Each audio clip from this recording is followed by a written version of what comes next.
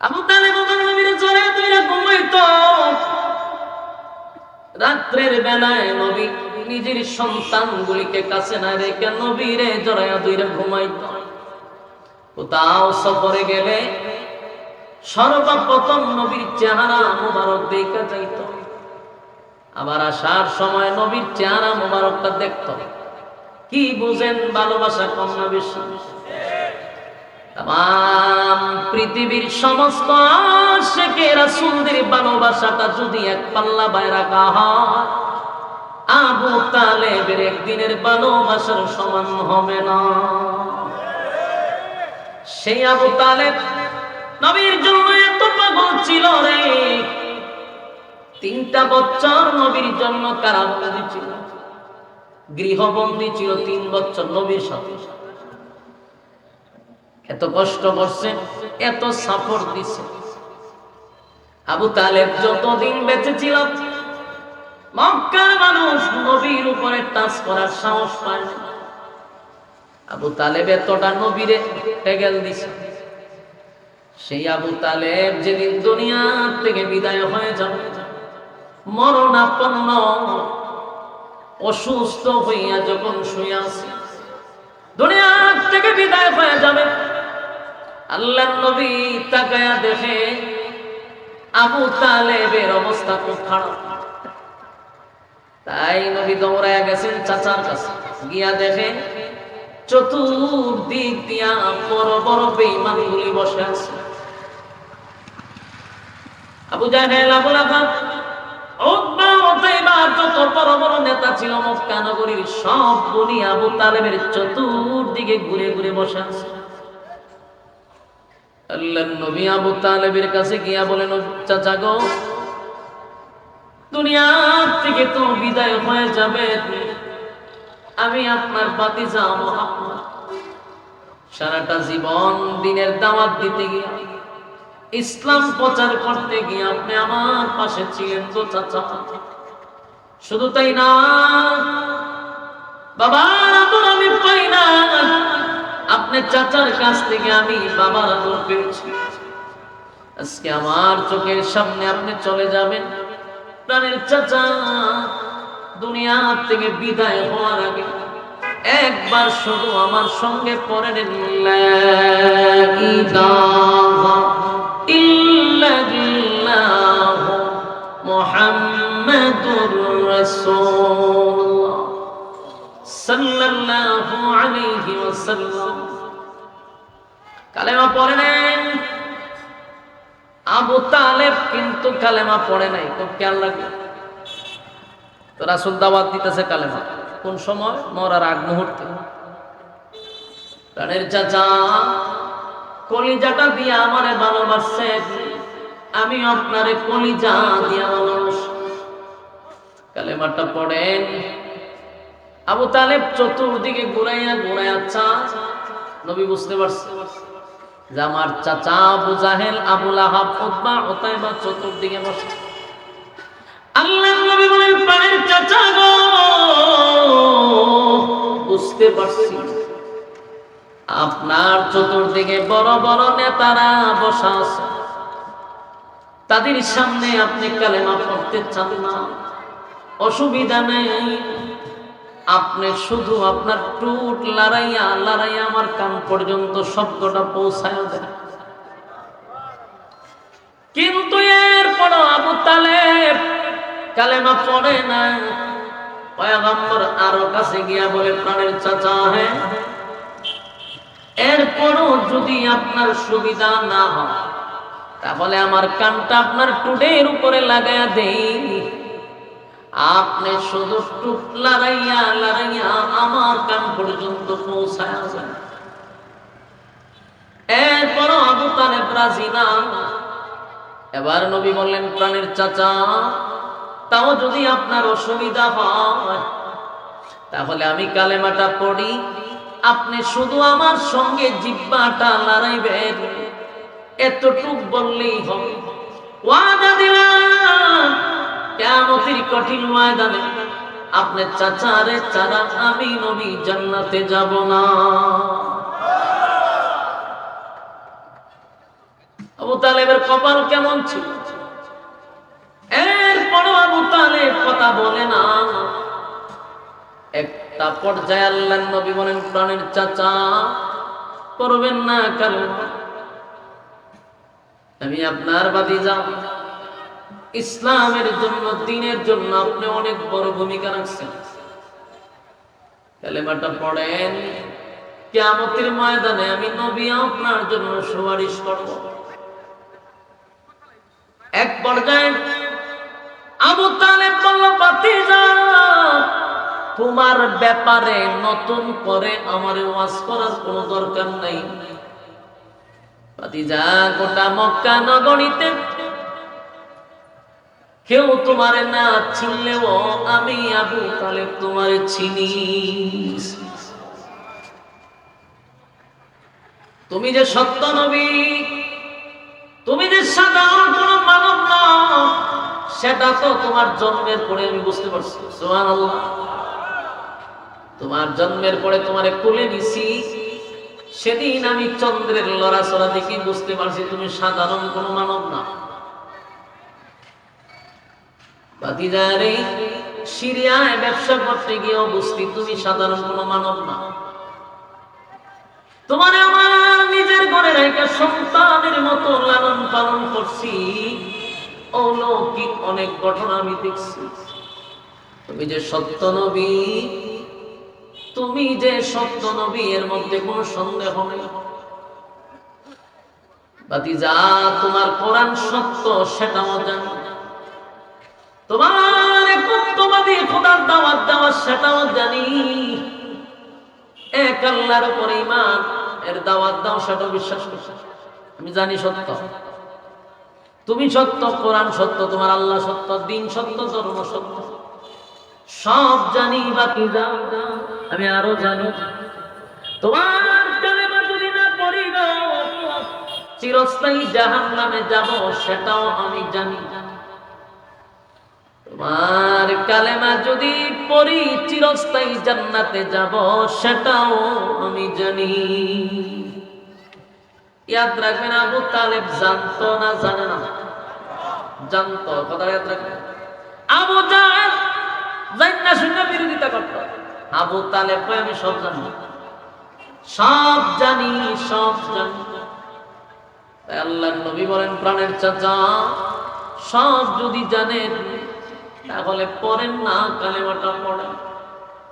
আবু তালেব উত্তর দিছে, ভাতিজা আমি সব জেনে শুনে তোমার কালেমা পড়লাম না, আমি তোমার জাহান্নামটাই বেছে নিলাম। আউযুবিল্লাহ, বাড়ি দিয়া কইবেন না, জান্নাত শূন্য হয়ে গেছে, নিজের থেকেই কয় আমি জানি তোমার কালেমা না পড়লে আমি জাহান্নামী, জেনে শুনে আমি তোমার কালেমা পড়লাম না, আমি জাহান্নামটা বেছে নিলাম। আল্লাহর নবী এত কান্না শুরু করছে, নবীর চোখ দিয়া পানিগুলি গড়ে গড়ে পড়তেছে, মুক্তার দানার মতো নবীর চোখের পানি পড়তেছে। আর বলে, প্রাণের চাচা আমার চোখের সামনে আপনি জাহান্নামে যাবেন, আমি নবী হইয়া বরদাস্ত করতে পারবো না। আমি আমার বাবার আদর পাই না, আমি আমার বাবার মহব্বতটা পাই না, কিন্তু আপনার চাচার ভালোবাসা কোন দিক দিয়ে আমি কমতি পাই না। আমার চোখের সামনে জাহান্নামের ভিতরে জ্বলবে, আমি নবী হইয়া কেমনে গো বরদাস্ত করি? প্রাণের চাচা একটা বার শুধু কালেমাটা পড়েন, ওয়াদা দিলাম হাসরের মাঠে আমি নবী আপনারে ছাড়া জান্নাতে যাব না। আবু তালেব কয়, ভাতিজারে ওই দেখো আমার গোষ্ঠীর লোকেরা চতুর্দিকে বসে আছে, আমি যদি তোমার কালেমা পড়ি, আমি দুনিয়ার থেকে বিদায় হওয়ার পরে তারা মানুষকে বলবে মরার আগে আবু তালেব বাপ দাদার ধর্মের মধ্যে সংকালি দিয়ে মারা গেছে, আমি সেই অপমান সহ্য করতে পারবো না। আল্লাহর নবী বলেন, চাচা গো এখন যদি কালেমা পড়েন আগুনে জ্বলবেন না, না বললে জ্বলবেন। আবু তালেব উত্তর দেয়, আমি শরমের চেয়ে লজ্জার চেয়ে আগুনে জ্বলা ভালো। নাউজুবিল্লাহ। এতক্ষণে কি বলতেন? আবু তালেব ইসলাম সম্পর্কে জানতো না, নাম নামাতে বেশি জানতো, বেশি জানতো, সব জানতো, জেনে শুনে ঠান্ডা মাথায় কালেমা পড়ে না। এরপর আল্লাহর হাবিব চোখের পানি গুলো ছেড়ে দিয়ে কাঁদতেছে। চাচার এই দৃশ্য দেখে নবী বরদাস্ত করতে পারতেছে না, নবী সহ্য করতে পারতেছে না, নবী কাঁদতেছে। চাচা জাহান্নামে জ্বলব, এটা নবী সহ্য করতে পারতেছে, কান্না শুরু করে দিচ্ছে। ঠিক এই মুহূর্তে আমার আল্লাহ মালিক এই মুহূর্তে আয়াতে কারিমা নাযিল করে দেয়, ইন্নাকা লা তাহদি মান আহবাবতা ওয়ালাকিন্নাল্লাহ ইয়াহদি মান ইয়াশা। আল্লাহ বলেন, হাবিব আবু তালেব আপনার চাচা হতে পারে, আপনার চাচা হতে পারে, তাই বলে আপনি চোখের পানি ছেড়ে দিয়া চাচার জন্য কাঁদবেন, চাচা যেন হেদায়েত পায়। জানায়া রাখি পয়গম্বর, আপনার কলিজার টুকরা চাচা হতে পারে, মহব্বতের চাচা হতে পারে, কিন্তু আপনি চাইলে আপনার চাচাকে হেদায়েত দিতে পারবেন না। কি বুঝলেন? আমার চোখের পানিগুলো ছেড়ে দিয়া কাঁদছিল। আল্লাহ আয়াত নাযিল করে কয়, আপনার কলিজার টুকরা চাচা হইতে পারে, কিন্তু আপনি চাইলেই আপনার চাচাকে হেদায়েত দিতে পারবেন না। আর আমি আপনারে পাঠাইছি ওয়াজ করার জন্য, আপনারে পাঠাইছি ওয়াজের জন্য, ওয়াজ করছেন। ওয়াজ করার পরে কারে হেদায়েত দিব, কারে হেদায়েত দিব না, এটা আমি আল্লাহর একক সিদ্ধান্ত। কোন সিদ্ধান্ত কারা? এই যুবক ভাইরা, আমি ওয়াজ নসিহত আপনাদের সামনে করতেছি, আমার দায়িত্ব হলো ওয়াজ করা। এই প্যান্ডেলে কারে হেদায়েত দিবে, কারে দিবে না, এটার একক সিদ্ধান্ত কার? এজন্য আল্লাহ নিজেই কয়, বন্ধু হেদায়েতের মালিক বানায়া পাঠাই নাই, হেদায়েতের মালিক আপনারে বানায়া পাঠাইছি। যদি নবীর হাতে হেদায়েত থাকতো রে, তাহলে সর্বপ্রথম নবী হেদায়েত দিত আবু তালেব রে। নবীর হাতে যদি হেদায়েত থাকতো, নবী কারে দিত? আবু তালেব দিত সর্বপ্রথম। আল্লাহ কয়, আপনারা তো আমি হেদায়েতের মালিকানা দিছি, হেদায়েতের রাস্তা দেখায়া দেওয়ার জন্য দুনিয়ার জমিনে আমি লক্ষাধিক নবী রাসূল পাঠাইছি। তাদের কাজ হইল তারা হেদায়েতের রাস্তা দেখায়া দিবে। উলামায়ে কেরাম মিম্বরে বসে বসে আপনাদেরকে হেদায়েতের রাস্তা দেখায়া দেয়, কিন্তু হেদায়েত দেওয়ার মালিকানা পৃথিবীর কারো কাছে নাই রে। যিনি দেয় তিনি খেয়ে। আমার যুবক ভাইরা, হেদায়েত আল্লাহ সবাইরে দেয় না, যারা হেদায়েতের ভিক্ষা চায় তাদেরকে আল্লাহ হেদায়েত দেয়।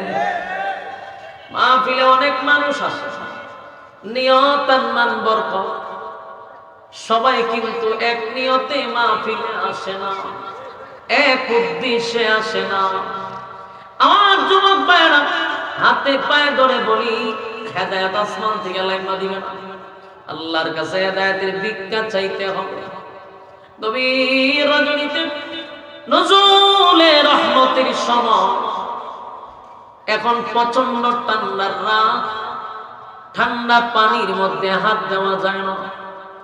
সেই ঠান্ডা পানি দিয়া যদি ওযু করে গভীর রজনীতে আল্লাহর কাছে দাঁড়ায় যায়, আর যদি বলেন মালিক তামাম পৃথিবী এখন নিস্তব্ধ, সবাই ঘুমায়া গেছে, আমি ঘুমাইনি, হেদায়েতের ভিক্ষা চাই, আমার আপনি হেদায়েত দান করেন। আপনি যদি আল্লাহর কাছে চান, আল্লাহ আপনাকে হেদায়েত দিবে। হেদায়েত যদি না চান, কোনদিন হেদায়েত আল্লাহ আসমান থেকে লাইমা দিবে না। কেন বুঝেন না? নবীর কলিজার টুকরাটা ছিল আবু তালেব। কথা কি বুঝতেছে? আমার নবীর কলিজা ছিল আবু তালেব। যেখানে মক্কা নগরীতে কালেমার দাওয়াত দিতে গেলে সবাই বাধা দেয় রে, কিন্তু আবু তালেবের ভয়ে নবীর শরীরে টাচ করে।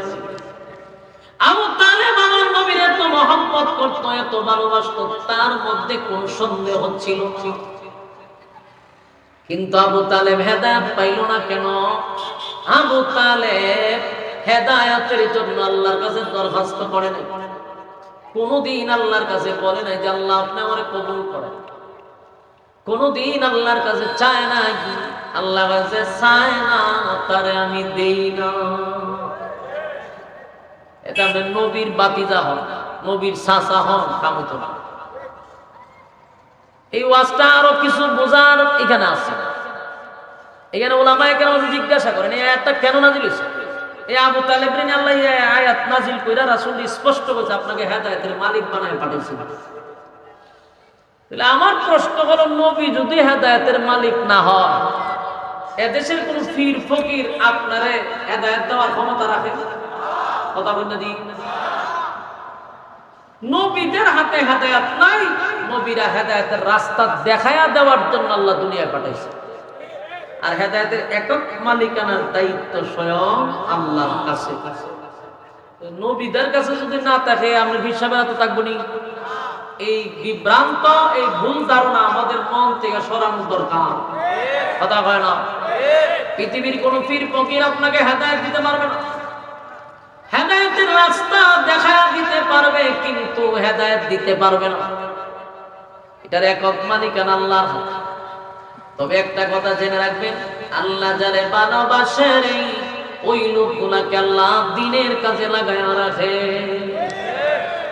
এটা আপনারা এখানে আসছেন, হ্যাঁ কেন করে হাত তুলেছেন? দিকে লড়াচড়া দেন পুরা তোর খার হয়েছে যে হাত তুলে।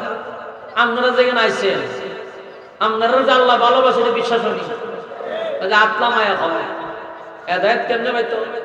হন আপনারা যে এখানে আইছেন আল্লাহ ভালোবাসেনি, এটা লক্ষণ কিতা? লক্ষণ হইলে এখানে বসায় রাখছে। আপনারা যদি ভালো না বাসত তাহলে ওই রাস্তাঘাটে এখানে বসায় রাখতো, দোকানও বসায় রাখতো, চা খাওয়াইতো, রাস্তার বয়ে আড্ডা মারাইতো, মোবাইলে বসায় রাখতো। ঠিক নেই? এখানে আনলো কেন? আল্লাহ আপনারা ভালোবাসে, যেন দুনিয়ার সমস্ত অপকর্ম থেকে আপনারা বাঁচাইয়া এখানে বসায় রাখছে। বোঝা গেল আল্লাহ আপনারা ভালোবাসে। বান্দা যখন ভালোবাসে, বান্দা ভালো কাজে শরীক থাকে। আজকের থেকে নিয়ত করেন হেদায়েতের জন্য দরখাস্ত করব কার কাছে? এটা চাইবেন নি? কোন সময়? মুনাজাতে যখনই দোয়া করবেন তখন হেদায়েতের জন্য দোয়া করবেন যে আল্লাহ আমারে হেদায়েত দেন।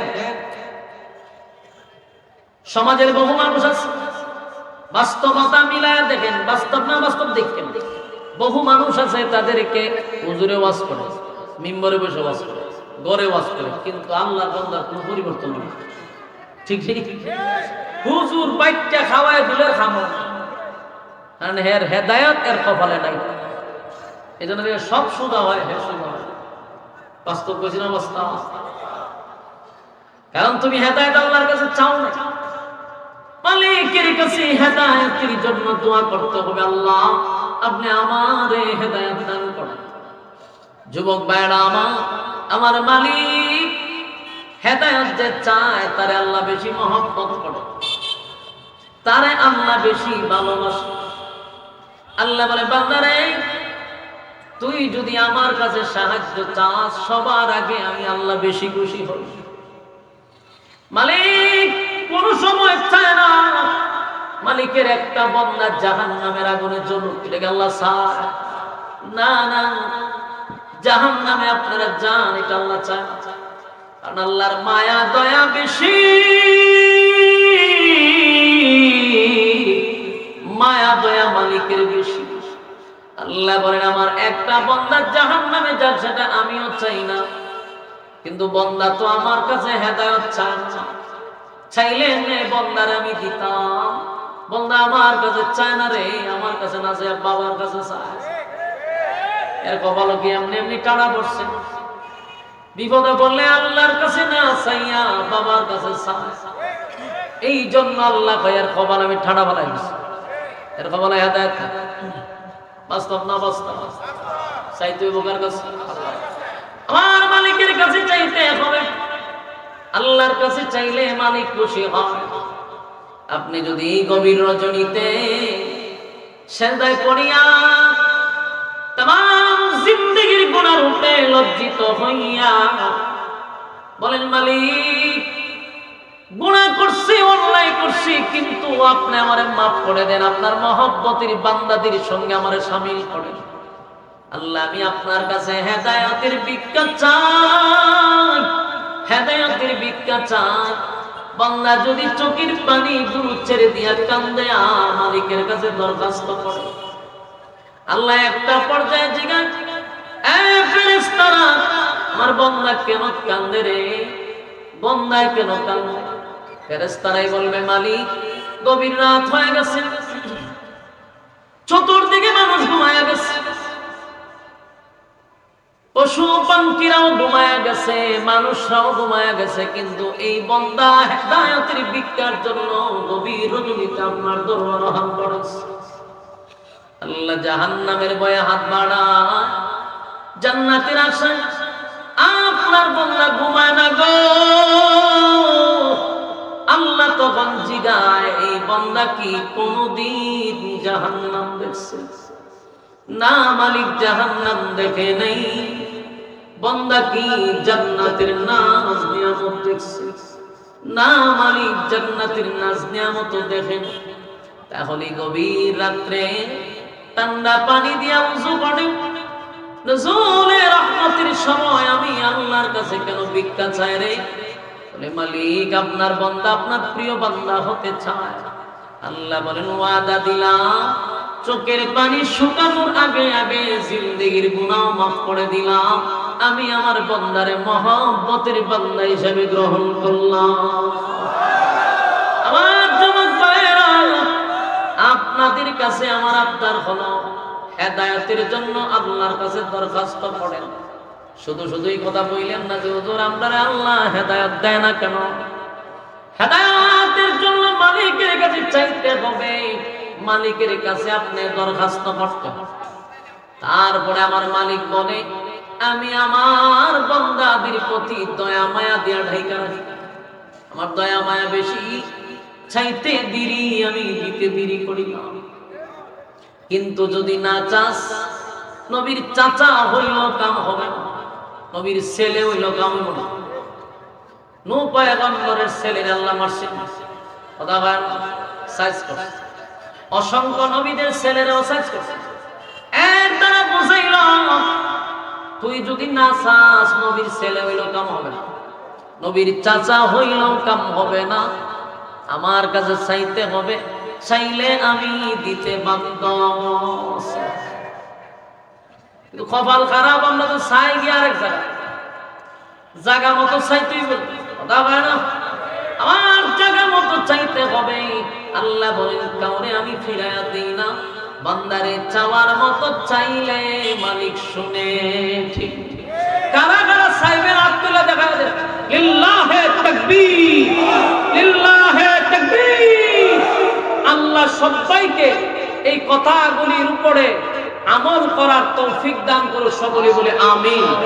আপনারা খুশি হবেন, এই ব্রাহ্মণবাড়িয়া জেলার টাক কবার শ্রমিক ইউনিয়ন এরা প্রথম বার্ষিক, মানে এই মাহফিলে সর্বপ্রথম, কথা বুঝতেছেন, অক্লান্ত পরিশ্রম করে সুন্দর একটা আয়োজন করছে। যদিও আজকে কষ্ট হয়েছে গিয়ে আমার মাইকটা লইয়া, তবে মাইক খারাপ না, সেটিং এ ভুল করে গেছে।